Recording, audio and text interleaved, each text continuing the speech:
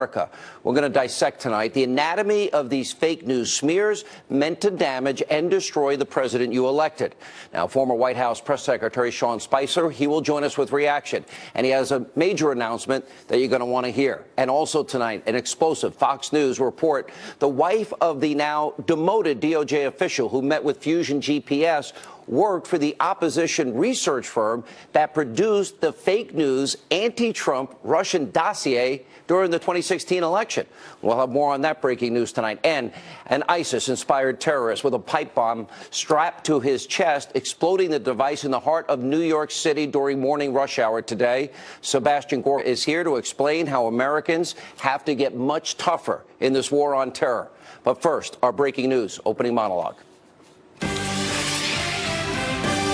We have been telling you since 2007 and 8 that literally we have fake news operations in this country, liberal, mainstream, to destroy Trump media. They have a vendetta, and they're showing it every day.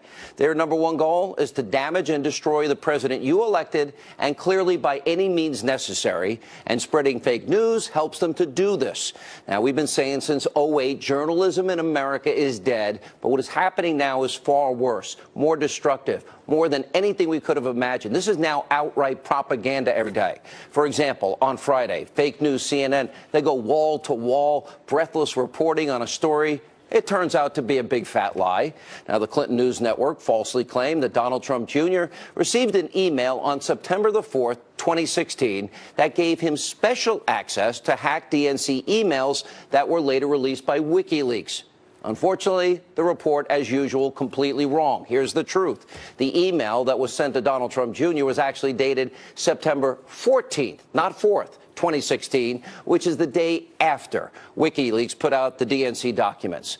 Now, fake news CNN, they hyped the story as the big smoking gun about Trump and Russia collusion and claimed they had not one but two sources verifying this false claim. Take a look at CNN's original fake news reporting.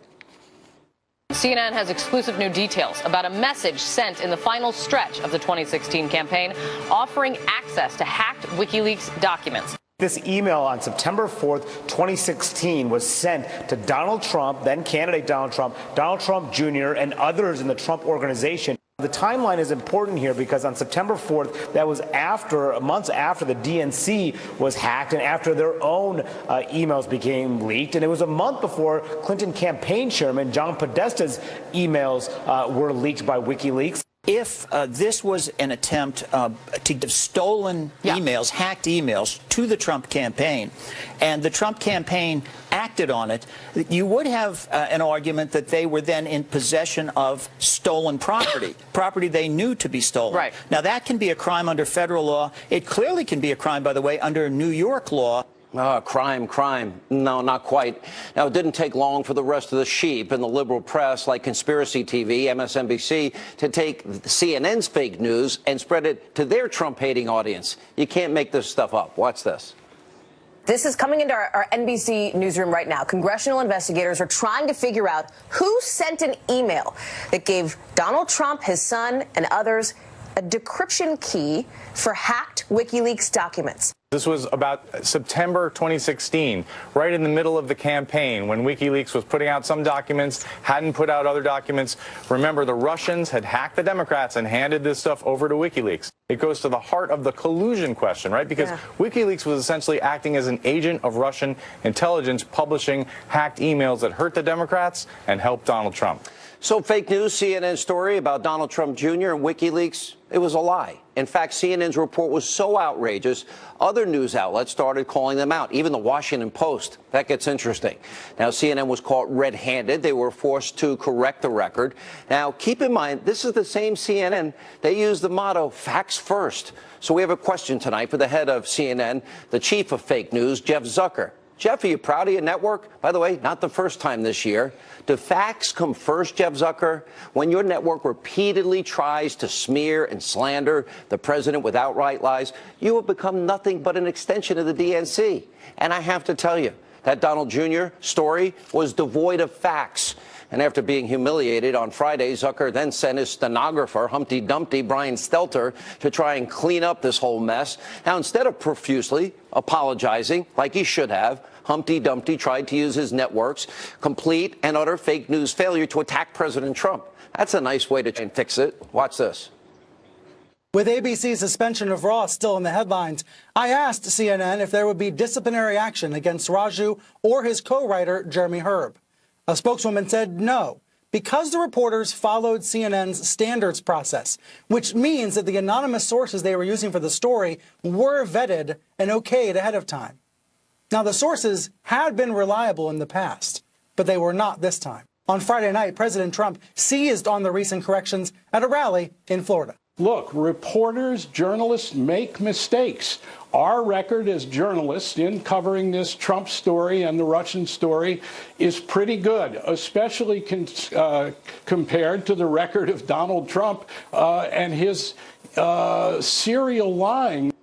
Now, he is a bitter partisan. Now, it's even pathetic by fake CNN standards. Now, earlier today, the White House press secretary, Sara, absolutely schooled. This is a 101 on how to be a press secretary. CNN's very aggressive and opinionated and biased Jim Costa after he tried to defend the network's false reporting. Watch this.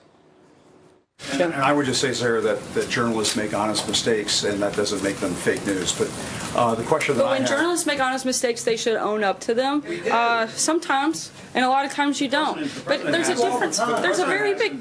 I'm sorry. I'm not finished. There's a very big difference between making honest mistakes and purposefully misleading the American people, something that happens regularly. You can't say, I'm not done. You cannot say... You cannot say... that it's an honest mistake when you're purposely putting out information that you know to be false. Now, fake news CNN isn't alone in spreading lies and fake news aimed at hurting the president. A Washington Post reporter was forced to apologize this weekend after tweeting out this highly misleading photo about the crowd size at President Trump's rally on Friday. Turns out that image that you see right there, that was taken well before President Trump ever stepped on the stage. And President Trump responded to that fake news report by tweeting out photos during his speech that showed a packed house and writing, quote, "Oh, very different." At Dave Weigel over at the Washington Post put out a phony photo of an arena empty hours before I arrived at the venue with thousands of people outside on their way in. Real photos now show, as I spoke, packed house, many people unable to get in, demand apology and retraction from fake news Washington Post. The president added this, quote, "Dave Weigel of the Washington Post just admitted his picture was a fake, a fraud, showing an almost empty arena last night in my speech in Pensacola when, in fact, he knew the arena was packed, as shown also on TV. Fake news. He should be fired." Now, that photo is the perfect example of how the Destroy Trump media, the biased media in this country, attempts to embarrass, delegitimize this president over insignificant, superfluous things at every turn. And just like in other examples, this one blew up in the fake news media's faces because the truth eventually, hopefully, does come out. And because President Trump, he refuses to sit back and let the media spread lies day in and day out. But for the press in this country, nothing is too small and too petty. They will literally attempt to use anything and everything to attack the president. Take a look at this headline from the New York Times this weekend. Quote, "Inside Trump's hour-by-hour battle for self-preservation." Now, the Times, the so-called investigative reporting over there, includes explosive information like the president has up to 12 Diet Cokes a day. That's pretty laughable. It's right up there with CNN's 2 scoops of ice cream for him, but only 1 for his guests. Now, the other bombshell fact from the New York Times report claims that President Trump watches up to 8 hours of television a day. Now, President Trump rightfully blasted the paper by tweeting, quote, "Another false story, this time in the failing New York Times, that I watch 4 to 8 hours of television a day. Wrong. Also, I seldom, if ever, watch CNN or MSNBC, both of which I consider fake news. I never watched Don Lemon, who I once called the dumbest man on television. Bad reporting. The media in this country has a massive credibility crisis." Look at the headline, recent Politico Morning Consult poll. 46% think the media make up stories about Donald Trump. The American people don't trust the media anymore, and nor should they. It's because they're constantly, regularly peddling an agenda and fake news. Now, here's another couple of examples. Now, last week, both Bloomberg and Reuters, they ran wild with that story, claiming that the special counsel, Robert Mueller's team, had subpoenaed President Trump and his family's bank records from Deutsche Bank. Now, President Trump's legal team, they shot down those rumors, and eventually Bloomberg and Reuters had to admit they were wrong yet again and new corrections. And if you think that's bad, there's, of course, last week, ABC News' Brian Ross. Well, he takes the crown for pushing fake news because earlier this month, Ross claimed that General Michael Flynn was prepared to testify that candidate Trump ordered him to contact the Russians. Take a look.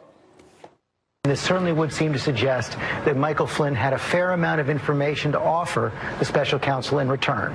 That's right, George. He has promised full cooperation to the Mueller team. He's prepared to testify, we are told by a confidant, against President Trump, against members of the Trump family, and others in the White House. He is prepared to testify that President Trump, as a candidate, Donald Trump, directed him to make contact with the Russians, which contradicts all that Donald Trump has said at this point. Then hours later, Brian Ross was forced to admit that he was completely wrong, and he attempted to correct the record yet again. This is an epidemic. Watch this. David, a clarification tonight on something one of Flynn's confidants told us, and we reported earlier today. He said the president had asked Flynn to contact Russia during the campaign. He's now clarifying that, saying, according to Flynn, candidate Trump asked him during the campaign to find ways to repair relations with Russia and other hotspots. And then after the election, the president-elect told him to contact Russia on issues, including working together to fight ISIS. By the way, he's suspended and is no longer allowed to cover President Trump. Shocking. Now, there's obviously a huge difference between Brian Ross's original report and what actually happened. That's why he got suspended for 4 weeks without pay, and he's been banned from reporting now on the president in the future. You would think with all these fake news embarrassments that maybe the media would end this hysterical and breathless ongoing daily reporting of the president and maybe just focus on facts and trying to get it right, supposedly for consumers of news. Here's the thing. The Destroy Trump media, they have been getting worse and spreading more lies about Donald Trump since the minute he decided to run for president.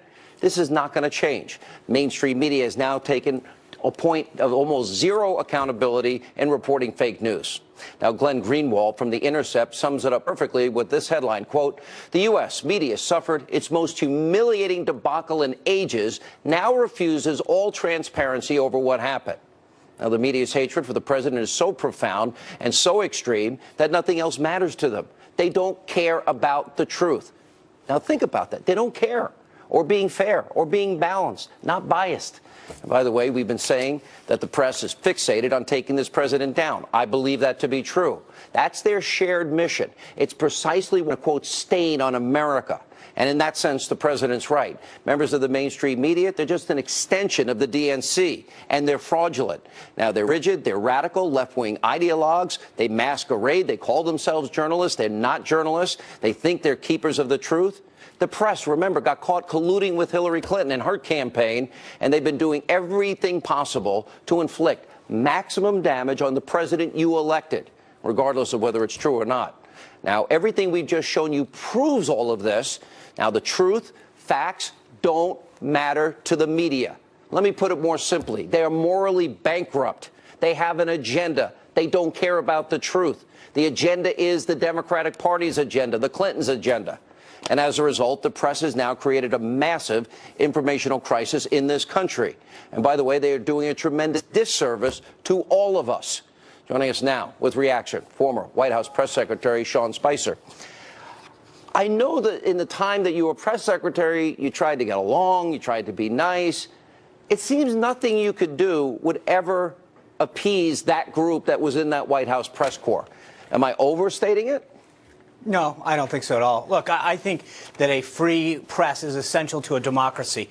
But mistakes like the ones that you're talking about undermine the credibility and the trust that the press has. The problem is that if you can't trust one story or one source in a story, one of these millions of unnamed anonymous sources, which stories do you believe? Which sources do you believe in these stories? I think that's the problem, is that you can't sort of pick and choose one or the other, which stories to believe and which which stories not to when you see these mass amount of incorrect and malicious attacks on the president and conservative policies. But there's a bigger point here, Sean, which is that in the Brian Ross story, it moved markets.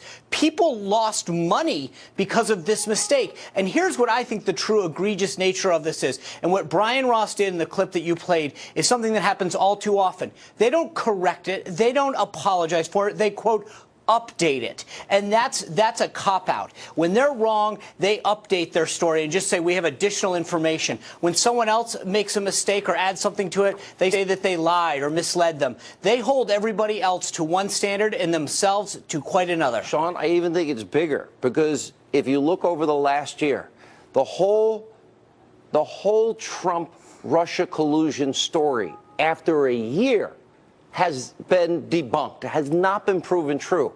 But there is a Russia collusion story. That's Hillary. Now we know, in spite of a year of denials, that she and her campaign and her running the DNC per Donna Brazil and their money, they paid Fusion GPS that hired Michael Steele, that paid Russians for lies about then-candidate Donald Trump.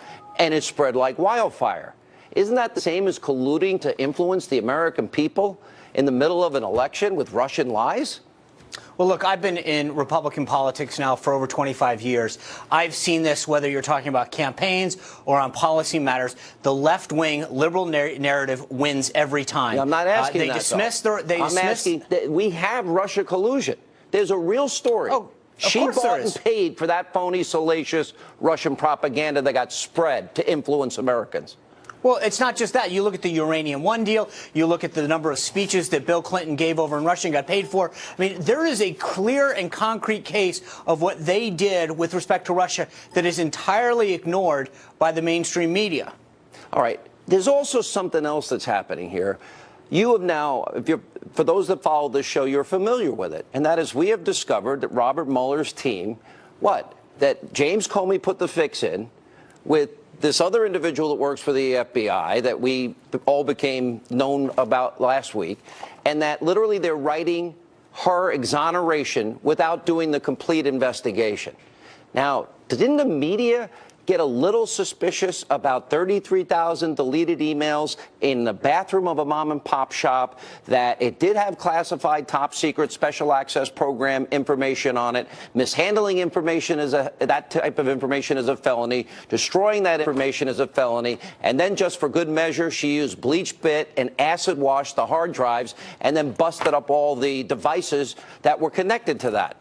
Now, the fact that exoneration, Peter Strzok and James Comey wrote the exoneration before they investigated, I don't know anybody in the media that's doing their job. It's what they choose not to cover that also is corrupt to me.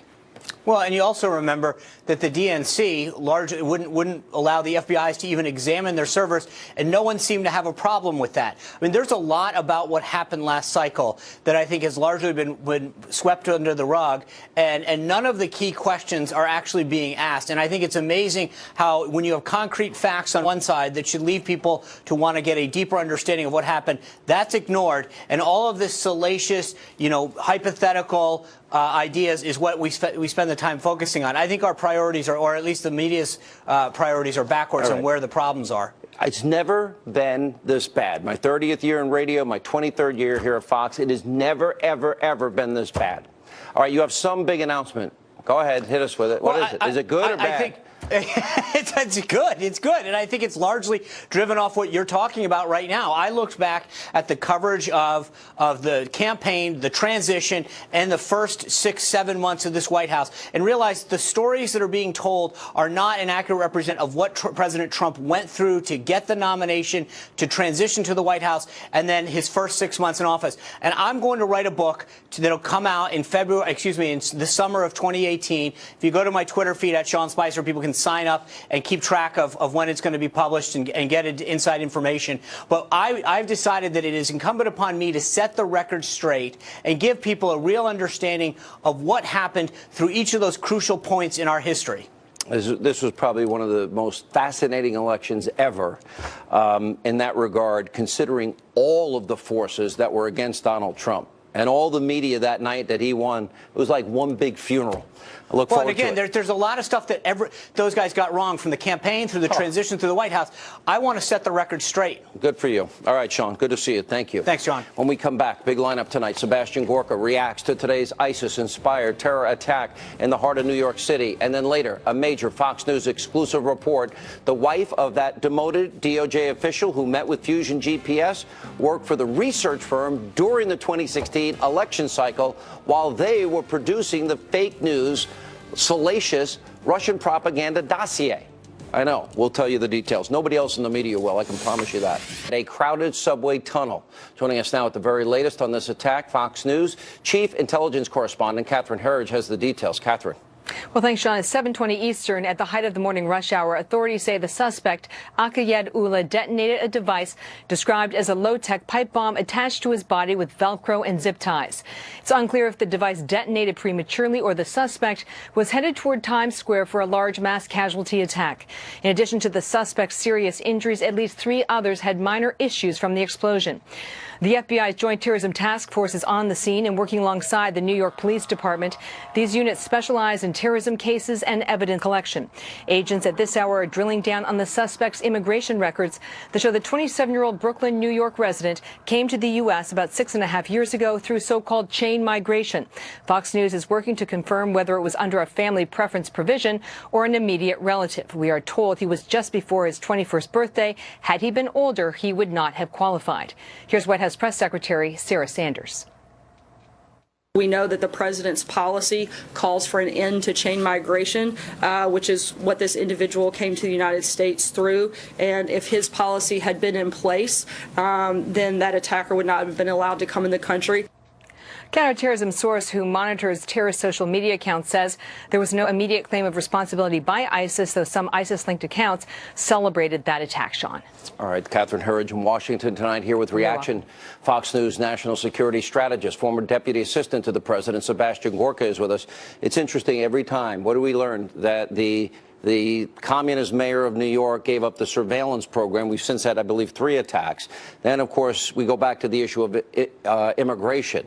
Then we go back to the president having to fight in the courts so we can vet people that come from countries that do not share our values. And it keeps coming up every attack. And yet the left still supports these policies. It's hard to understand, Dr. Gorka.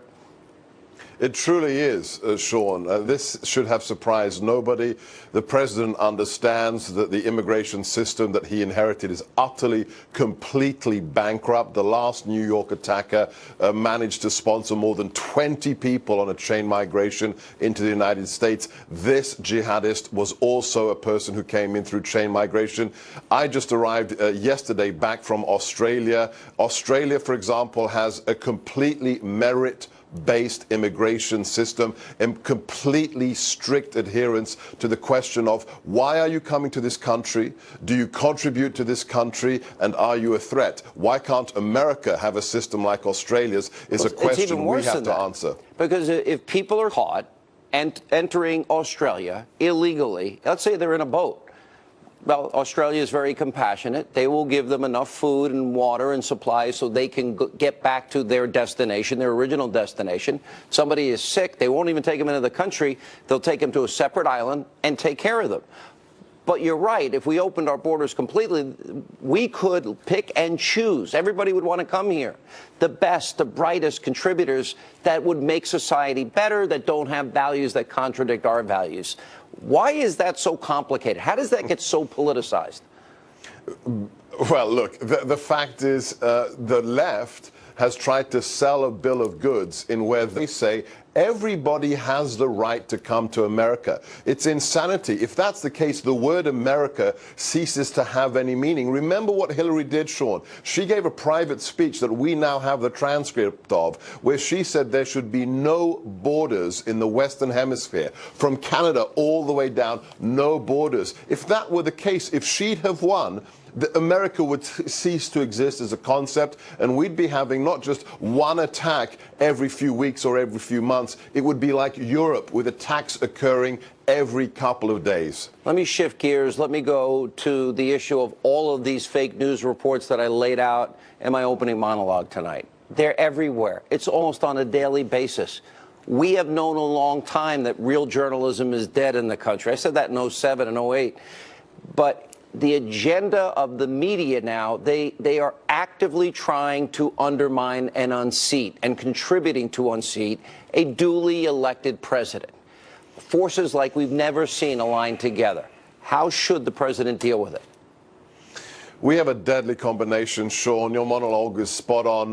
The left has created a web. I hate conspiracy theories, but if you look at what the media is doing, if you look at how things like the FBI have become politicized. Nobody's getting in trouble in the FBI for having Republican views. What's happening? They're Democrats. They have been in contravention of the Hatch Act. They've given Hillary kid glove treatment for things that would have sent you or I to prison. How do we respond? Leadership, and we have to drain the swamp. The president has to drive the people with political agendas out of government, because if you're a bureaucrat, your politics should be a private affair. They shouldn't affect policy. And the media, look, I hope it's going to be market forces. You are crushing it on cable news. You're number one. As long as, the market forces dictate, things like CNN will become irrelevant sooner or later. I think somebody pointed out that the Cartoon Network was rated higher, and so I don't know if that's still true, but that was true at the time.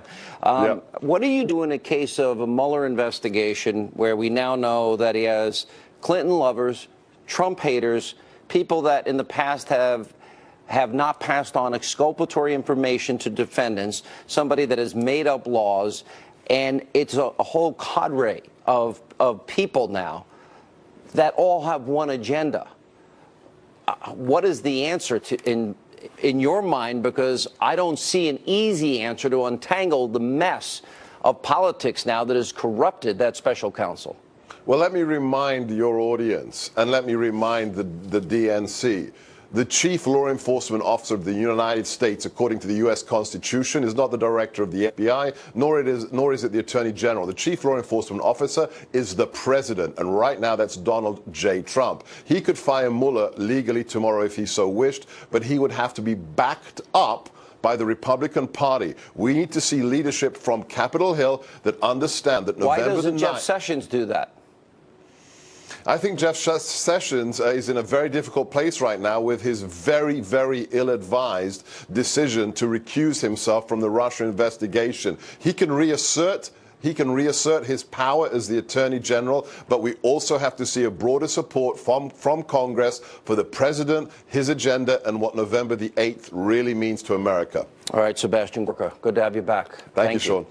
All right, when we come back, you don't want to miss our next segment. We will show you some of the fake news, CNN's worst Trump-hating coverage. We'll get reaction. Michelle Malkin is here. Also, a bombshell, Fox News exclusive tonight. The wife of the now demoted DOJ official who met with Fusion GPS actually worked for that opposition firm that produced the phony Russian propaganda, all to influence the last election. Can't. This is a Fox News alert. I'm Trace Gallagher. President Trump reacting to the New York City rush hour pipe bomb attack. The suspect, a 27-year-old Bangladeshi national, set off the crude device in a subway passageway, injuring 4 people. President Trump says the explosion highlights the need to change the type of family-based visa the suspect, Akayed Allah, obtained. Mr. Trump claims such visas, quote, allows far too many dangerous and inadequately vetted people to enter the U.S. While it's down to the wire in the Alabama special election to fill the Senate seat once held by Jeff Sessions, who is now, of course, the U.S. Attorney General. According to a just-released Fox News poll, Republican Roy Moore is trailing Democrat Doug Jones by 10 points ahead of tomorrow's vote. It's usually a win for Republicans, but Moore has been plagued, of course, by accusations of sexual misconduct involving girls. Back to Hannity. All right, earlier in my opening monologue, we showed you how liberal CNN was embarrassed on Friday over its fake news report about Donald Trump Jr. Now, sadly, this is just the latest example of fake news. Shouldn't surprise anyone. Now, CNN, MSNBC, their hatred for this president runs deep. Now, this morning, Newsbusters found yet another example of the CNN fake news network and their abusively biased coverage. Look at that headline.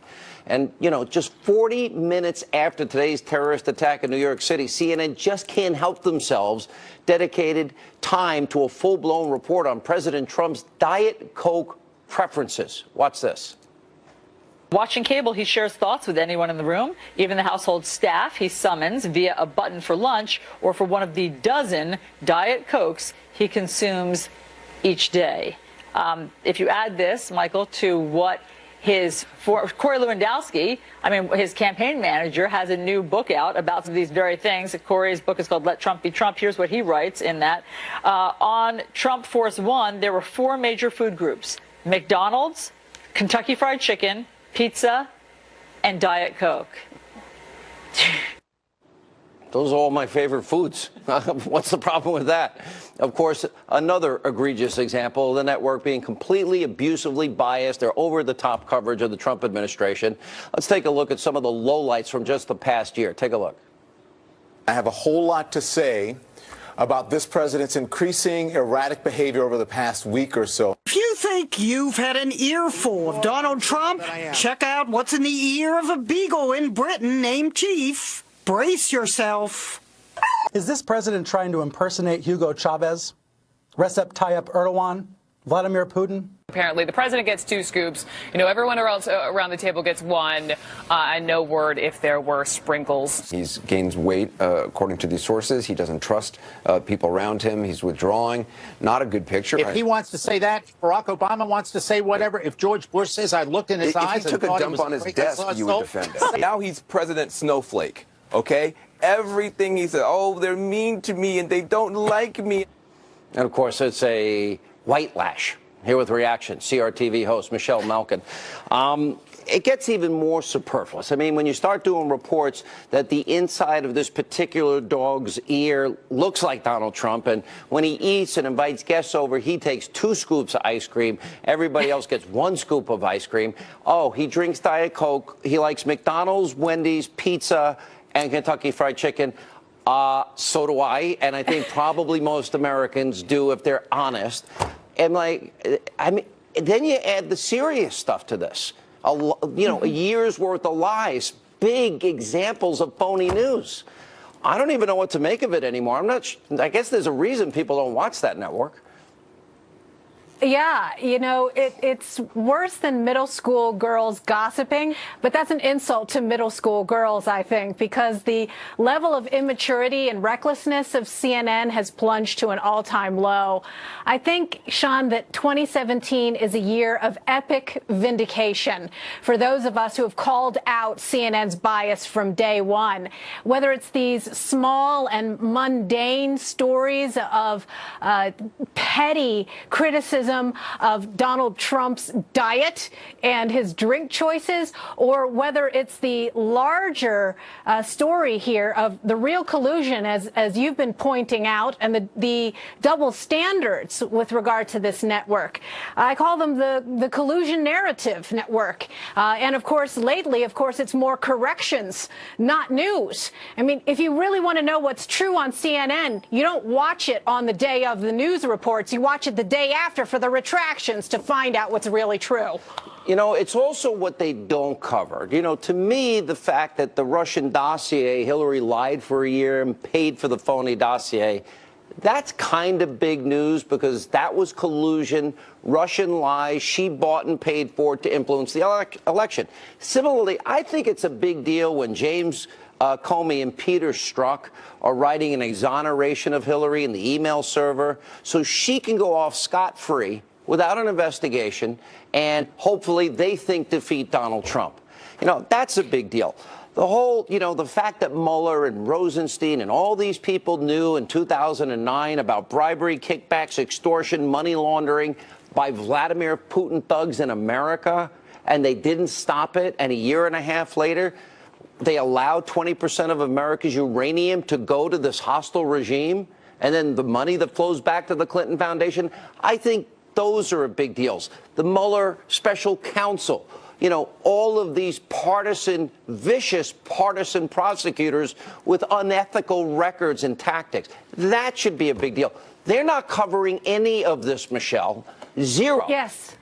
You're exactly right, and you've nailed it, that it's not just sins of commission that CNN and all of its ilk are guilty of, it's sins of omission, and it's what they don't cover and they don't report that tells you more about what their true agenda is than what they actually replay over and over again ad nauseum on air. And it extends way beyond this election cycle and this particular president. It goes back decades. You and I have covered it for the past 20, 25 years. And it shows you the disingenuousness, especially of these people who have this hue and cry now about the selling out of America and national security when they've looked the other way as Democrats have sold our country out for years. Despicable. It really is. All right, Michelle, always good to see you. Appreciate you being with us. When we come back, we have yet another example that proves what we have been reporting. Robert Mueller's team is hyper-partisan, anti-Trump, abusively biased, and many unethical. Also, a Fox News exclusive report. The wife of the demoted DOJ official who met with Fusion GPS, guess what? She actually worked for that company during the 2016 election while it was creating the fake news, anti-Trump, Russian propaganda, salacious dossier. It's in hacks. Now, on Friday, the Wall Street Journal reported that Mueller's top investigator, Andrew Weissmann, attended Hillary Clinton's election night party at the Javits Center in New York City. By the way, it wasn't a party. You can't even make this stuff up anymore. And breaking tonight, a new exclusive report from our very own James Rosen and Jake Gibson. Here's the headline. The wife of demoted DOJ official worked for firm behind the anti-Trump dossier. Here with reaction, Conservative Review, contributing editor, former Secret Service agent Dan Bongino. Also with us, former Obama economic advisor Austin Goolsbee. Austin, I think you're a pretty fair-minded guy, right? You'd consider yourself fair-minded? I appreciate that. Let's assume, it's hard to, but let's assume Hillary Clinton was the president. And let's assume there was a special counsel looking into collusion or in the campaign with Russia. And let's assume that the special counsel of 16 members, 8 of them donated to Hillary Clinton, Barack Obama, and the Democratic Party, and 0 donated to the Republican Party, but 0 reported to the Democratic Party. I would say you would say fundamentally that's unfair, right? When Ken Starr was the independent counsel, he was a Republican. His entire staff was made up of Republicans. Now, if people let me finish because we got a lot of people like Peter Strzok and his girlfriend, Lisa Page, if they're sending out, and they work for Mueller in this case, and they're texting each other pro-Clinton and anti-Trump messages, is that bias? Is that unfair? It seems like it was, and that, I believe, is why Mueller, a lifelong Republican, fired that person for sending those texts. And is Andrew Weissmann, hang on, was that Hillary's party policy on the night of the election? And Andrew Weissmann is also a guy that was overturned by the Supreme Court 9-0, Fifth Circuit Court of Appeals overturned. Innocent people went to jail. He held back exculpatory evidence, and he made up laws that don't exist. Okay, is that, Sean, wait, answer the specifics. Is that fair? Is Andrew Weissmann a guy you want looking into, a president that you like? As you know, Sean. Yes or no? The policy, Department of Justice national rules forbid you answer the question. Andrew Weissmann sent innocent people to jail. Question. You're asking Mueller to do something illegal, Sean. Excuse me, 85,000 people lost their jobs. Partisan affiliation. All right, Dan Bongino, I'll give you a shot. Mueller is not allowed to ask the partisan affiliation of people who will work for him as career people. That's against the rules. All right, Dan Bongino. Sean, let's be clear about this. There are only 2 possible explanations for this sham investigation. The first, that it was put together entirely incompetently, which I do not believe because Bob Mueller is a very smart guy. The second, which should deeply concern you and everyone else, is this isn't an investigation at all. This is an attempt to nullify an election. That's exactly what this is. Why else would a smart guy like Bob Mueller, if he was aiming for a nonpartisan investigation, appoint, such obvious ideologues? Sean, these aren't like people who are hiding their stripes. You're talking about Weissmann, a guy who emailed Sally Yates applauding her for defying the president on his government email account. They weren't hiding this. And Austin, I have a lot of respect for Austin. He's a really smart guy. But Austin, you and I both know, and this is a fact, that if this was a jury and your career was on the line, and these people, and the story was reversed, were appointed to judge you, you would say absolutely not. You know that. Come on. The National Department of Justice rules forbid Mueller from asking the partisan affiliations or looking at whatever political donations just as a lateral those luck people of the have draw. given. That would Let me give you the latest stuff. But we now know James Comey, and we know this guy Bruce Struck, or whatever his name is, Stuck. He both wrote an exoneration of Hillary before they did the investigation. Now, are you going to tell me you think that's fair? No, Seriously? that guy was fired by Mueller. Okay, but the investigation never happened. That means it never, the fix was in by Comey and Struck. If they, my understanding is Congress wants to investigate that, that's fine. Okay, Congress, you cannot and if it was your life, I'm sure you'd feel the same way. I think you'd be more passionate. What about this new James Rosen report? Now we found out that Bruce Orr, 4 doors down, Dan Bongino, 4 doors down from Rosenstein, that in fact he had met with the Fusion GPS people. Now we find out his wife worked for them. And it turned out Clinton bought and paid for Russian lies to influence the election and the American people. Yeah, I mean, is this a joke? I mean, seriously, is this a joke? Where did Mueller go and recruit these people, or the DOJ in this case, recruit these people? You know, Hillpack of the Clinton Foundation? I mean, seriously, did they go down the Clinton Foundation donor list and the Fusion GPS source list and employee list and go, hey, you know, we need you guys in the DOJ and on this special counsel? Sean, this woman worked there. She's married to a guy who had a very powerful position in the DOJ, who, by the way, didn't feel the need to disclose this, that this may have been a conflict of interest. And then, by the way, why wasn't all this stuff told to the House Intelligence Committee a long time ago? Why so cryptic about it if there's nothing to hide? Listen, this is one big joke in the American people, but unfortunately it's going to have real-world ramifications. So Hillary got a pass by Strzok and by James Comey. Do you think Hillary, now that we know they denied it for a year, that her campaign and money, the DNC she was running, according to Donna Brazil, that they paid for this Russian propaganda, these lies to influence the American people? Is that collusion? Are you asking me or yes, talking sir. to me? I'm asking you. Austin Goolsbee, is that you? Yes. Is that collusion? Look, I don't. Does it sound like collusion to you? Your definition of collusion is that doesn't strike me as collusion. No. If you think that there was some violation of the law, then they should investigate it, just as they are with Donald Trump.